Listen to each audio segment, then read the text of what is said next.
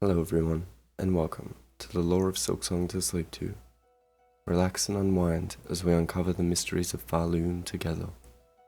The world of Pharloom, much like Hallownest, began not as a structured kingdom, but as a cave, a network of subterranean tunnels, chambers, and ecosystems, isolated from the harsh surface world. The surface, as implied by the cinematic introductions and environmental storytelling in Silksong and Hollow Knight, is a largely inhospitable place. Sparse flora and very limited fauna manage to survive above ground. This suggests that only the smallest of creatures, or particularly powerful beings, like worms, can endure the harsh conditions.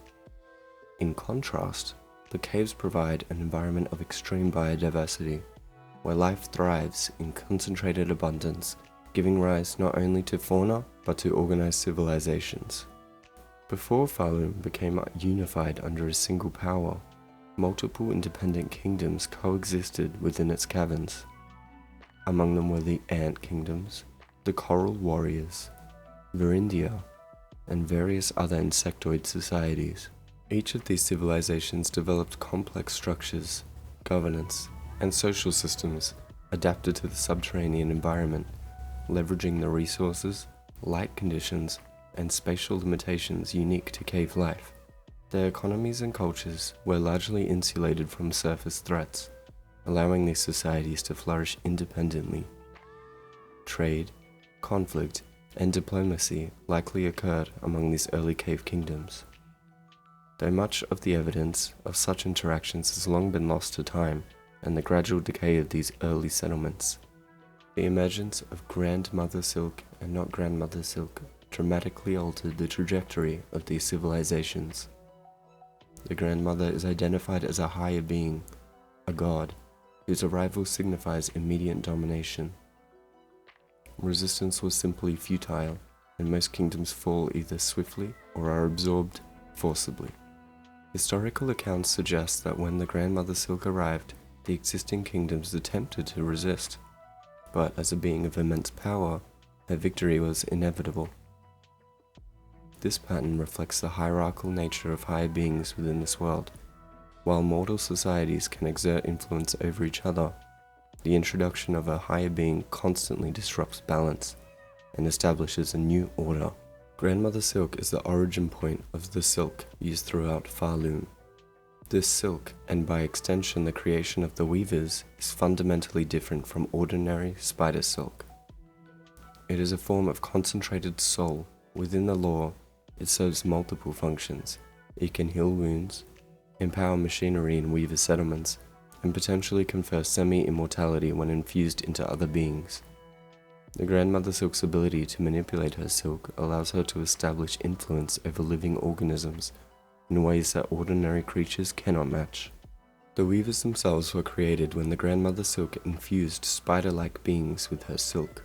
She refers to the first generation of these weavers as her daughters, though interpretations of her character suggest a duality in her approach. While she projects care and authority, some accounts, particularly the perspective of the first sinner, view her as uncaring or manipulative. Whether this perception is biased by sinners' experiences or reflective of an underlying truth remains ambiguous, but it adds depth to the Grandmother Silk as a figure of both creation and control. Following the creation of the weavers, the Grandmother established the foundations of society under her dominion. Weaver homes appeared first, serving as centers of both domestic life and industrial activity. Later, the broader kingdom of Pharloom emerged, anchored by its central citadel. However, the exact timeline of these developments is unclear. Pharloom continued to grow and develop. Leaders rose and fell, though there was relative peace. At some point, the Grandmother Silk was placed into a forced slumber, which allowed the citadel to utilize her silk for their own purposes, most notably for experimental silk infusion to grant immortality or extend the functional lifespan of certain creatures. Whether this arrangement was initially cooperative or arose from a betrayal is uncertain, though the first sinner's imprisonment suggests that Pharloom's political structures once treated transgressions with religious or moral justifications. This indicates a pre-existing alignment with the Grandmother Silk's interests. Political schisms also emerged among the weavers during this period. A portion of the weavers chose to leave Pharloom, likely motivated by dissatisfaction or fear following events surrounding the First Synod. Many scattered across the world, founding new settlements such as Deep Nest and Hollow Nest. Those who remained were eventually categorized as vicious by Citadel propaganda, and over time they were associated with tomb shrines or other spiritual structures. This dispersal of weavers reflects both the fracturing of the Grandmother Silk's influence and the dynamic nature of early Pharloom society, highlighting the tension between central authority and individual autonomy. The citadel itself became the central hub of religious, political, and social power within Pharloom. Pilgrims traveled from unknown locations to participate in ceremonies, perform labor, and sing the sacred songs that maintained the Grandmother Silk's slumber. These musical rituals suggest a sophisticated understanding of how her silk could be influenced, with sound and ritual functioning as mechanisms of control. Expeditions were also sent out to other kingdoms to capture or bind weavers, often forcibly, demonstrating the citadel's growing reach and dominance.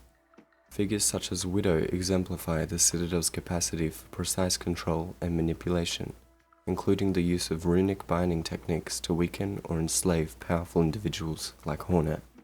However, not all plans proceeded smoothly. Experimental silk infusion eventually backfired.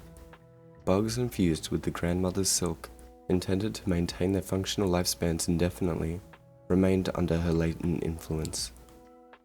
This led to the haunting, a phenomenon in which affected creatures entered a form of hive mind, indirectly serving the Grandmother Silk even in her unconscious state. The precise motivations behind this development remain uncertain. It could have been part of the Grandmother Silk's original plan, or an unintended consequence of her enforced slumber and the Citadel's experiments. Either way, it dramatically reshaped the population and culture of Pharloom. In parallel, the Grandmother Silk created Lace, an artificial silk being designed as a direct executor of her will. Lace's existence represents the merging of biological and magical engineering, a deliberate extension of Grandmother Silk's influence beyond the natural world. Through Lace, the narrative foreshadows complex interactions between loyalty, autonomy, and rebellion, laying the groundwork for future conflict within Pharloom's political and mystical structures. The silk, which the Citadel now had control of, allowed the Citadel to sustain its population, maintain machinery, and conduct experiments that extended life, fortified laborers, and even manipulated the behaviors of those bound to its influence. During this time, silk infusion became a core mechanism of Citadel authority. Bugs infused with silk maintained their functional lifespan indefinitely, performed their duties without pause, and in some cases gained abilities that blurred the lines between life and artifice. The infusion, however, did not sever the connection to the Grandmother Silk. In fact, the silk retained a latent link to her consciousness, which would later manifest in the phenomenon, the haunting. The haunting allowed the Grandmother Silk's will to influence her creations indirectly, transforming the Citadel's subjects into a quasi-hive mind, bound not only to her silk, but to her intentions. During the Citadel expeditions, where they found weavers all over the world, Hornet was pinged on their radar.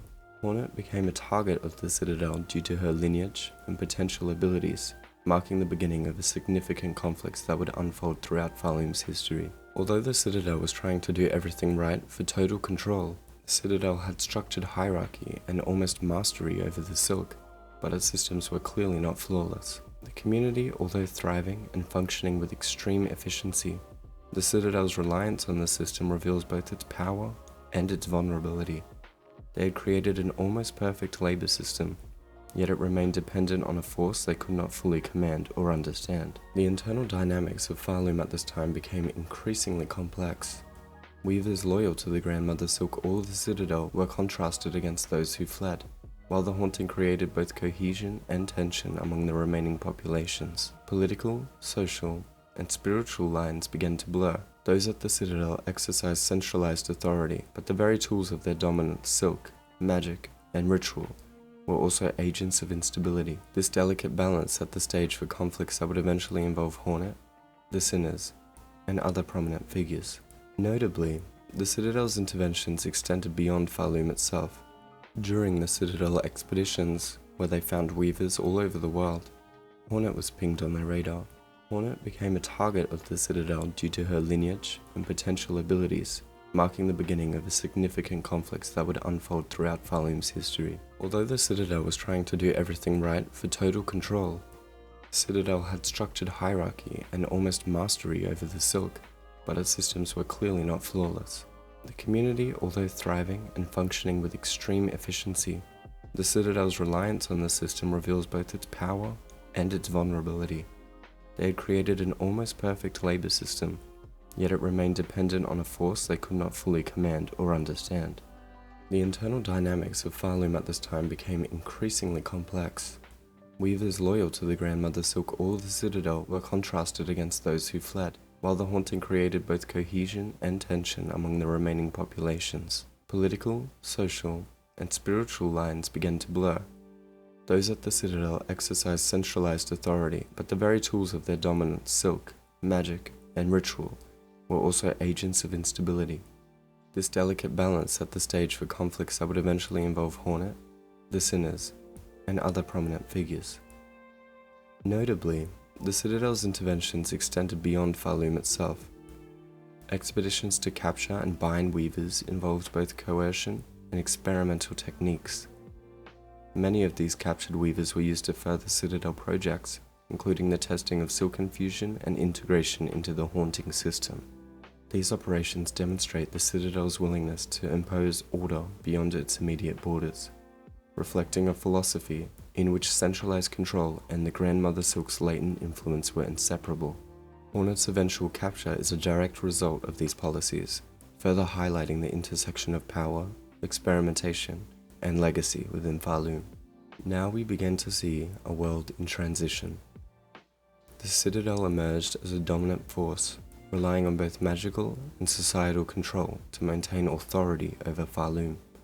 Political schisms, particularly among the weavers, introduced instability, leading to the establishment of new communities and ongoing tension. The experimental use of silk combined with the Grandmother Silk's latent influence produced phenomena such as the haunting, underscoring the unpredictable consequences of harnessing higher power. The figures Lace and Widow exemplify the Citadel's reliance on both engineered beings and magical precision, creating a system of immense power, but one built on foundations that were simultaneously fragile and dynamic. These elements together set the stage for future conflicts, the emergence of key characters like Hornet, and the intricate interactions that define Pharloom's later history. One of the most significant figures to emerge during this period was Hornet. While her full story is interwoven with the legacy of the Grandmother Silk and the Weavers, Hornet's actions are central to understanding the shifting balance of power in Pharloom. Hornet was targeted by the Citadel for capture due to her lineage and a potential conduit of silk influence. Expeditions to apprehend her demonstrate the Citadel's strategic use of both magic and force, reflecting their deep understanding of Grandmother Silk's creations and her latent abilities. The techniques used to restrain Hornet, cages and runic bindings, were specifically designed to neutralize her strength while maintaining the Silk's connection to the Grandmother, ensuring that even in captivity, her existence could be manipulated to serve broader objectives. Simultaneously, tensions among the weavers continued to evolve. These exiled weavers maintained knowledge of the Grandmother's silk and practices, potentially carrying fragments of old civilization's culture and rituals. Their separation illustrates the dual nature of the Grandmother's influence. Her creations could be guided, yet they retained agency sufficient to resist or escape centralized control. Lace, the artificial silk being, played a critical role in these events. Engineered as a direct executor of the Grandmother's will, Lace possessed capabilities surpassing those of ordinary weavers. Her function encompassed both enforcement and adaptive problem-solving, acting autonomously where the Citadel's rigid structures could not. Early accounts suggest that Lace may have even influenced events indirectly, such as Hornet's temporary escape from Citadel captivity. Whether this interference was intended as an act of defiance, loyalty, or a combination of both remains a point of speculation, but it underscores the potential for Silk-engineered beings to develop complexity beyond initial programming or design. Meanwhile, the Citadel's experiment programs continued, particularly in the realm of Silk infusion. The Silk influence continued to spread through rituals, direct Silk infusions, and residual psychic connections, affecting both ordinary inhabitants and powerful figures alike. The resulting landscape was one in which obedience, manipulation, and latent consciousness overlapped, creating a complex socio-political ecosystem that balanced centralized authority with the unpredictable behavior of living beings. As Hornet's journey progressed, signs of the Citadel's influence became increasingly evident across Pharloom. Terrains and regions reflected both the practical and mystical applications of Silk. Areas such as Byrewater, Sinner's Road, and various shrines show evidence of terraforming, Silk-infused construction, and ritualized labor. These sites serve as living testaments to the Citadel's reach, as well as the unintended consequences of integrating living consciousness with magical material. Hornet's interactions in these areas reveal both the depth of the Citadel control and the resilience of those who resisted or survived under its shadow. At this point, the narrative begins to intertwine with individual agency. Hornet's actions demonstrate that even within the systems of immense power, singular beings can influence outcomes through Silk, strategy, and unique connections. Her capture, temporary escape, and interactions with Lace exemplify the delicate balance between centralized control and emergent behavior. Hornet's journey emphasizes that in a system designed to neutralize autonomy, those with specialized knowledge or lineage retain the potential to disrupt and redirect events in meaningful ways. The framework established during this period sets the stage for the climactic confrontations and narrative resolutions that will follow in later sections, as the balance of power, the spread of the haunting, and the legacy of the Grandmother Silk's creations come into full expression. As Hornet's journey through Pharloom continued, the long-term consequences of Grandmother's actions, the Citadel's influence, and the haunting became increasingly apparent. The final interactions of the period are defined by the escalation of Silk-based control, the emergence of the Void as a destabilizing force, and the climactic role of Hornet and Lace in reshaping Pharloom's future. Hornet's capture by the Citadel represents the culmination of decades, perhaps centuries, of planning and experimentation. The Citadel's operations relied on the combined forces of runic binding, Silk infusion, and disciplined ritual to contain and manipulate even the most capable beings. Hornet's imprisonment demonstrates the system's efficacy. A single being, despite her lineage and unique skills, could be restrained through a combination of magical and mechanical precision, yet the presence of a small, lumafly-like creature that disrupts her cage foreshadows an important principle of Pharloom's history. No system, regardless of sophistication, is completely impervious to adaptive resistance or external intervention. The Void emerges as a significant antagonist during this period, infiltrating the cocoon and the surrounding kingdom. The Void interacts with the Grandmother Silk and the Haunting, producing corrupted creatures and destabilizing the previously ordered ecosystem. Void creatures operate on an instinctive drive to consume soul, positioning them in a natural opposition to higher beings like the Grandmother Silk and, by extension, her Silk creations. The arrival of the Void illustrates the limitations of centralized control. No matter how pervasive Grandmother Silk's influence, external forces capable of subverting or consuming her creations remain a persistent threat. Hornet's response to the Void involves a combination of inherited knowledge, tactical resourcefulness, and the intervention of supportive figures such as Songclave's caretaker. This character, along with his family of snail shamans, demonstrates an additional layer of Pharloom's mystical ecosystems, entities capable of manipulating soul energy, memory, and Silk to influence outcomes. By leveraging ancient artifacts, family lineage, and cooperative magic, Hornet gains the ability to resist the Void and navigate the cocoon without succumbing to the Grandmother Silk's latent control. This cooperation highlights the intersection of lineage, magic, and environmental adaptation, underscoring the complex interplay between individual agency and systemic power in Pharloom. Memory and personal history play critical roles in Hornet's ability to act effectively. To access the tools necessary to combat the Void, Hornet must retrieve the Everbloom flower, a rare and mystical atom capable of resisting Void influence.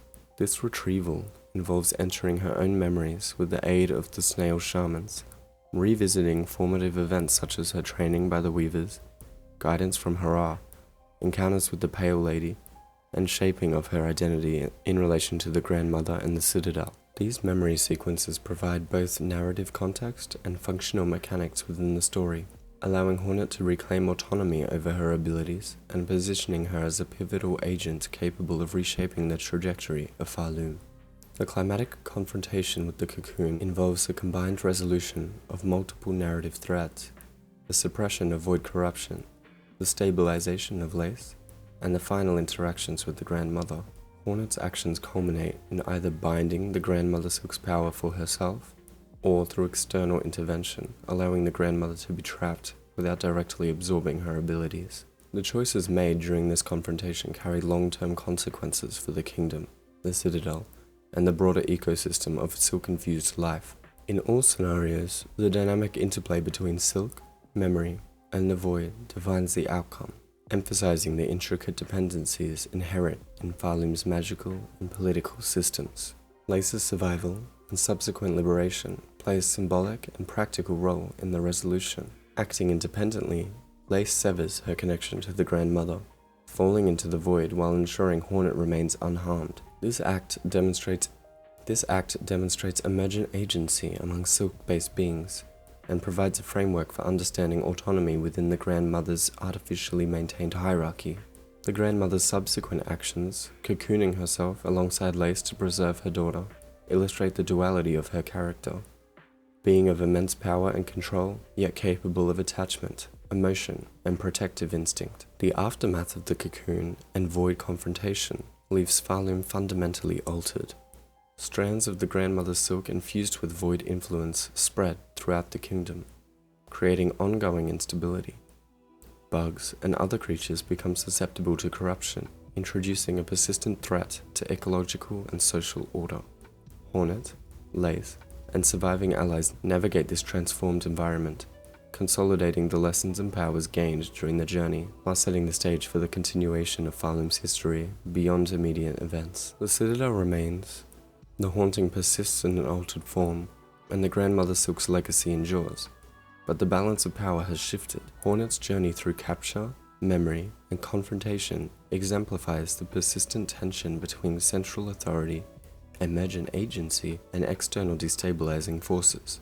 The Kingdom of Pharloom, while scarred and transformed, remains a living testament to the interplay between magic, biology, and political structure, encapsulating the complexity of the Grandmother's vision and the consequences of wielding higher power in a dynamic, sentient world. Following the climatic events within the cocoon and partial containment of the Grandmother, Pharloom entered a period of transformation. Although the Citadel remained standing, its centralized control had been irrevocably weakened. The haunting persisted in an altered form, spreading through silk-infused populations that had either survived or been reborn under new rules. The residual strands of the Grandmother's silk, now partially corrupted by the void, acted as both a tether to her influence and a destabilizing agent across the kingdom. This duality of preservation and corruption became the defining characteristic of post-cocoon landscape. Hornet and Lace, now free from direct Citadel control, emerged as central agents in shaping this new era. Lace's fall into the void,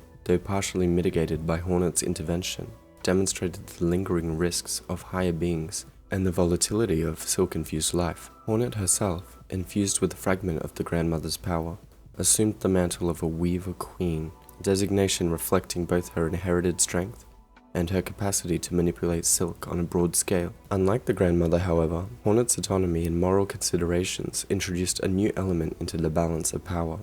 She could act with intention, rather than purely as an extension of higher will. The Kingdom of Pharloom, previously insulated beneath layers of caverns and ritual, now began to interact more dynamically with the outside world. The dispersal of the Weavers, long scattered in distant lands such as Deep Nest, meant that networks of silk-based knowledge and power persisted far beyond the Citadel. These exiled communities had adapted to local conditions, often evolving culturally and biologically in isolation. Their encounters with Hornet and other returning agents of Pharloom demonstrated the enduring complexity of the Grandmother Silk's influence. Despite physical separation, the philosophical and mystical constructs she had established continued to guide social organization, magical practices, and ritualized hierarchy. The citadel itself, though weakened, remained a significant force. Pilgrims continued to arrive from distant regions, singing songs and performing rituals designed to maintain residual control over Silk and the latent power of the Grandmother. The Citadel's clergy and bureaucrats adapted to the post-Cocoon world by modifying their rituals to account for Hornet's presence and the partially autonomous Silk-infused populations. This adaptation highlights the Citadel's resilience. Even in the face of catastrophic upheaval, it maintains social and spiritual relevance by leveraging both tradition and practical governance. The haunting, initially a uniform system of obedience, now exhibited new patterns. Silk-infused creatures previously tethered to the Grandmother displayed varying degrees of autonomy, with some acting defensively, others aggressively, and still others seeking to flee or explore the surface. Hornet's influence extended through her own Silk, which was distinct from the Grandmother's, in that it carried intentionality and strategic awareness. This differentiation allowed her to act as a stabilizing force, mitigating the uncontrolled spread of void corruption and guiding the behaviors of affected populations towards selective cohesion rather than indiscriminate obedience. Lace's continued presence in the void, while no longer directly interfering with Pharloom, had narrative and mystical implications. Her fall served as a living example of the consequences of autonomy in a system designed for control. The void's interaction with Lace, feeding on fragments of Silk-infused consciousness, demonstrated the instability of artificially maintained hierarchies when subjected to external, instinct-driven forces. These lessons became central in Hornet's later strategies, informing her approach to governance, intervention, and the management of both the weavers and ordinary insect populations. Beyond the immediate boundaries of Pharloom, exploratory expeditions revealed that the void and its associated energies were not confined to the kingdom's subterranean reaches. The abyss, previously thought to be an isolated or singular phenomenon, appeared in multiple locations throughout the world. Hornet's encounters in these regions demonstrated that any sufficiently deep excavation could intersect with the void, introducing existential threats to both the newly established settlements and remnant populations. This geographical and mystical connectivity implied the effects of the Grandmother Silk's creations, as well as the residual haunting, were part of a global system of influence, extending well beyond the Citadel or even the caverns of Pharloom itself. Hornet's navigation of this post-Cocoon environment required a combination of inherent knowledge, practical skill, and adaptive strategy. Her access to artifacts such as the Everbloom flower, which resisted the void, and her interactions with allies like the Songclave's caretaker, enabled her to act as a mitigating force against the destabilizing energies. These encounters illustrate the dynamic tension between localized agency and systematic influence, highlighting the continuing relevance of individual initiative in a world shaped by higher powers and magical engineering.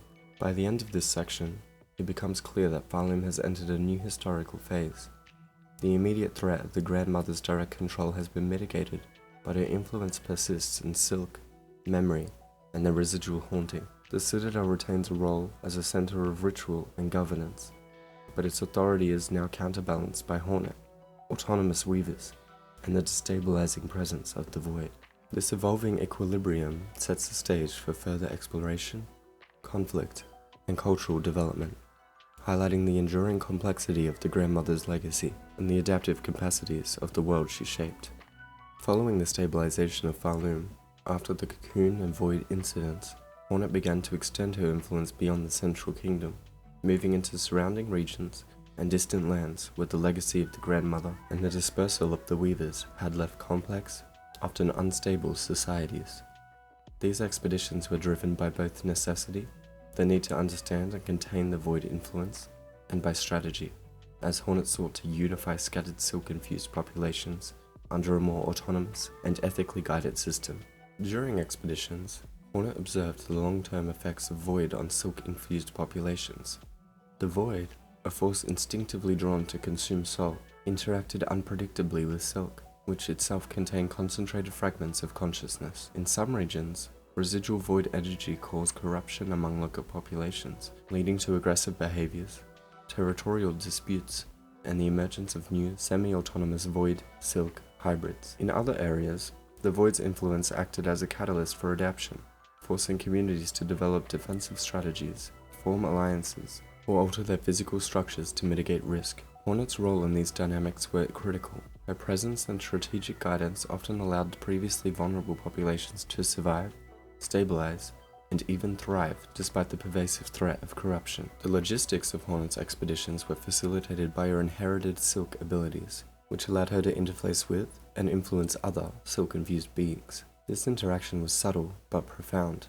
Unlike the Grandmother, whose silk exerted a largely passive but pervasive control, Hornet's silk carried intentionality, adaptability, and a moral framework that guided her interventions. She could reinforce communal cohesion, suppress the spread of the void corruption, or empower individuals to act with autonomy while still contributing to regional stability. This distinction between the Grandmother Silk's latent influence and Hornet's active agency became a defining feature of her leadership and demonstrated the potential for silk to function not only as a tool of control, but also as a mechanism for guidance and protection. Alongside her work with weavers, Hornet encountered remnants of Citadel's authority.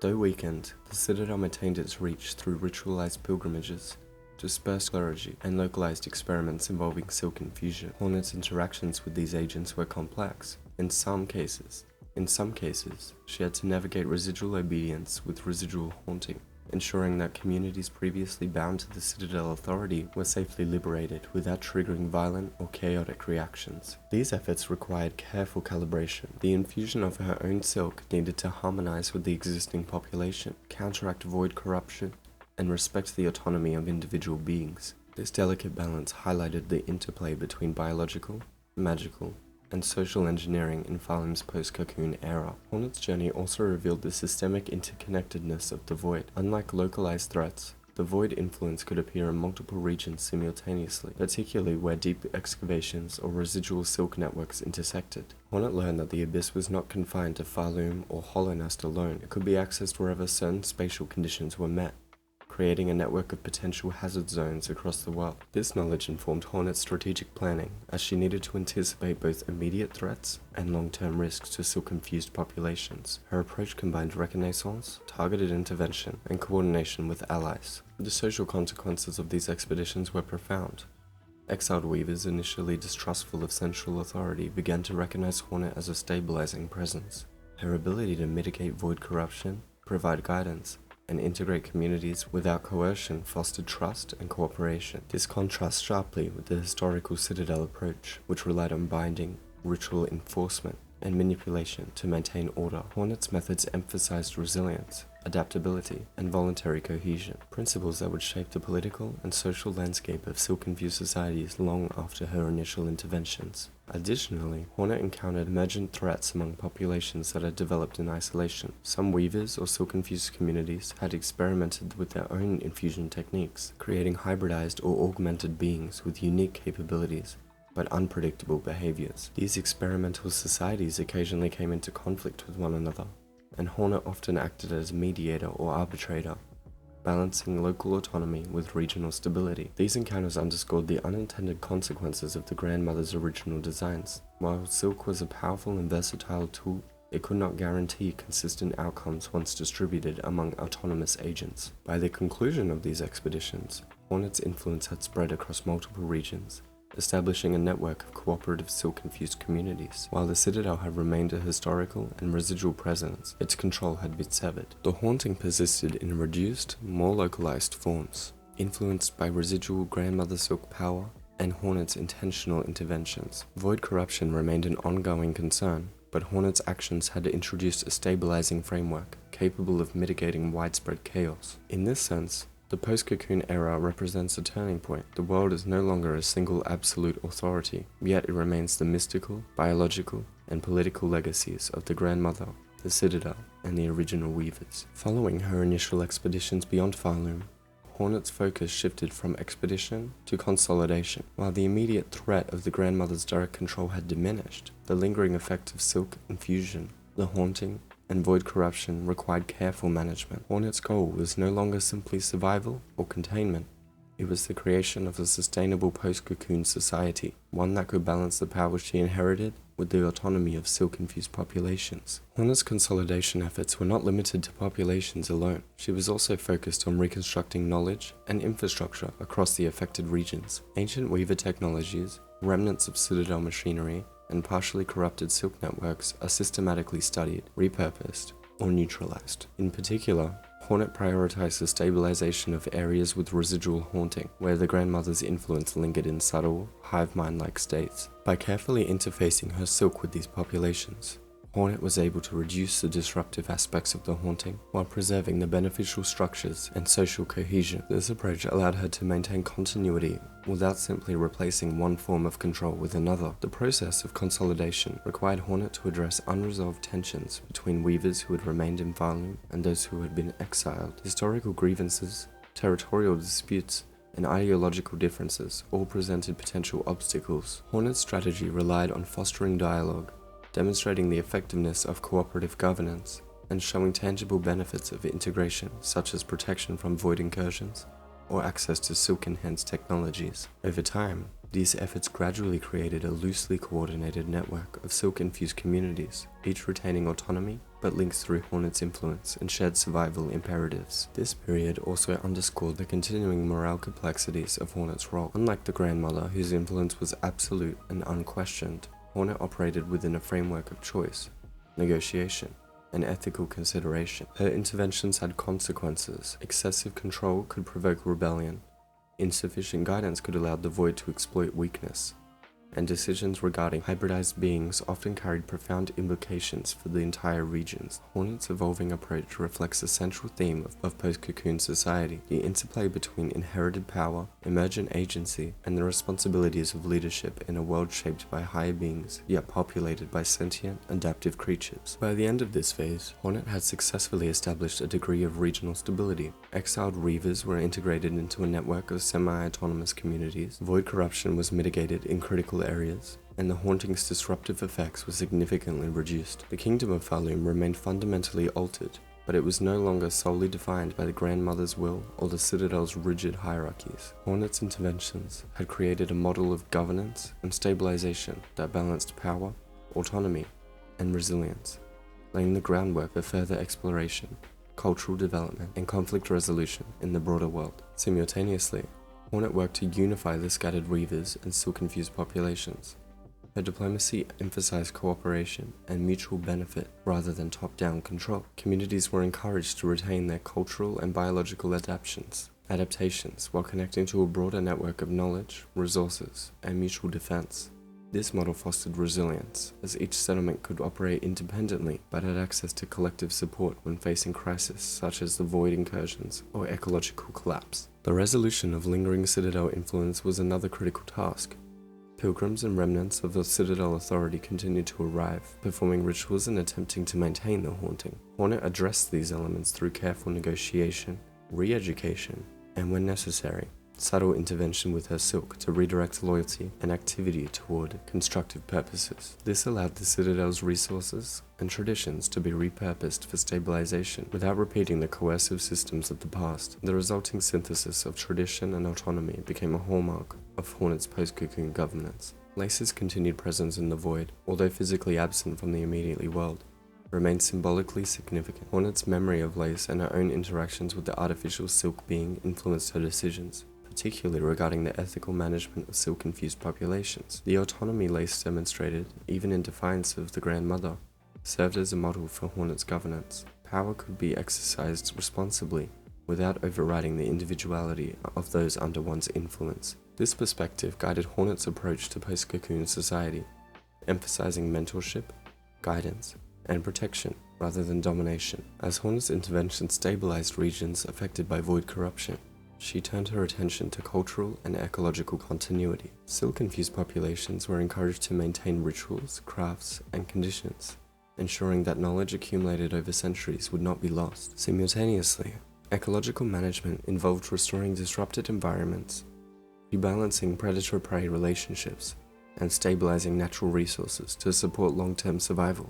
Hornet's dual focus on cultural and ecological systems demonstrates a holistic understanding of governance. True stability required not only political and magical control, but also the preservation of knowledge, community, and habitat. Finally, Hornet's post-cocoon efforts laid the groundwork for future exploration and expansion.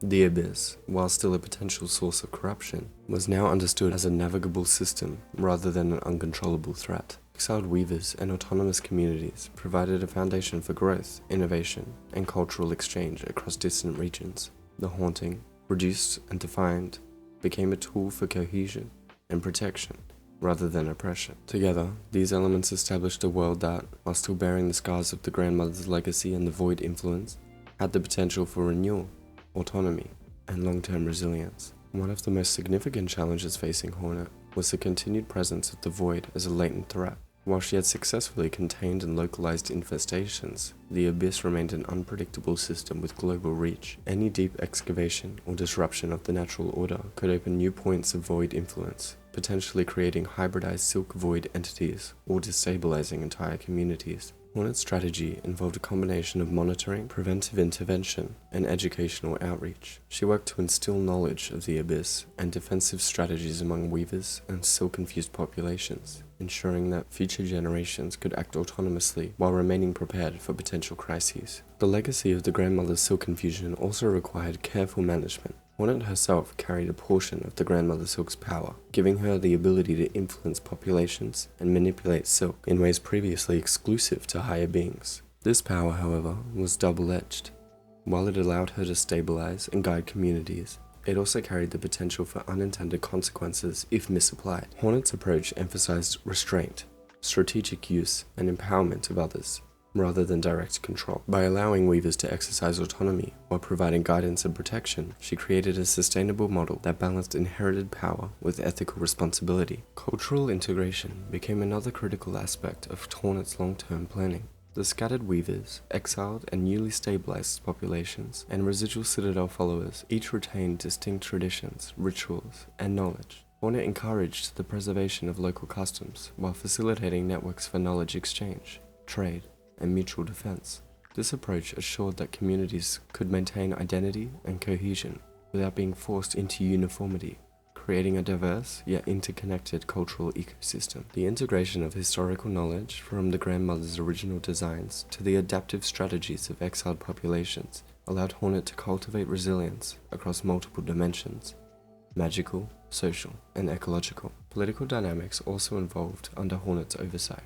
The Citadel, once the unquestioned authority, became a semi-autonomous institution, its remaining influence repurposed to support stabilization rather than domination. Pilgrims, clergy, and bureaucrats adapted to the new leadership structures, often guided by Hornet's interventions of those local weavers. Tensions occasionally arose as communities negotiated power, resources, and ritual practices, but Hornet's strategic presence and silk-mediated guidance allowed for the resolution of conflicts without resorting to coercion. This period marked a transition from a hierarchical dominance to networked governance, demonstrating the potential for decentralized authority in a world previously dominated by higher beings. One of the most critical elements in this final phase was codifying the knowledge and practices of silk societies. Hornet oversaw the creation of knowledge archives encompassing silk weaving techniques, void mitigation strategies, ecological management, and cultural rituals. These archives were decentralized but interlinked. Individual communities maintained their own repositories while contributing to a broader network, allowing for redundancy, cross-referencing, and cumulative growth of knowledge. This ensured that even in the event of localized disasters, void incursions, environmental collapse, or hybridized aggression, societies would access the wisdom of generations past, preserving continuity and adaptability. Hornet also emphasized the establishment of formalized governance and communication networks. Autonomous silk-infused communities were linked through councils of elected weavers, representatives trained in ecological, cultural, and magic expertise, and sentinel groups capable of responding to crises. These networks were deliberately flexible.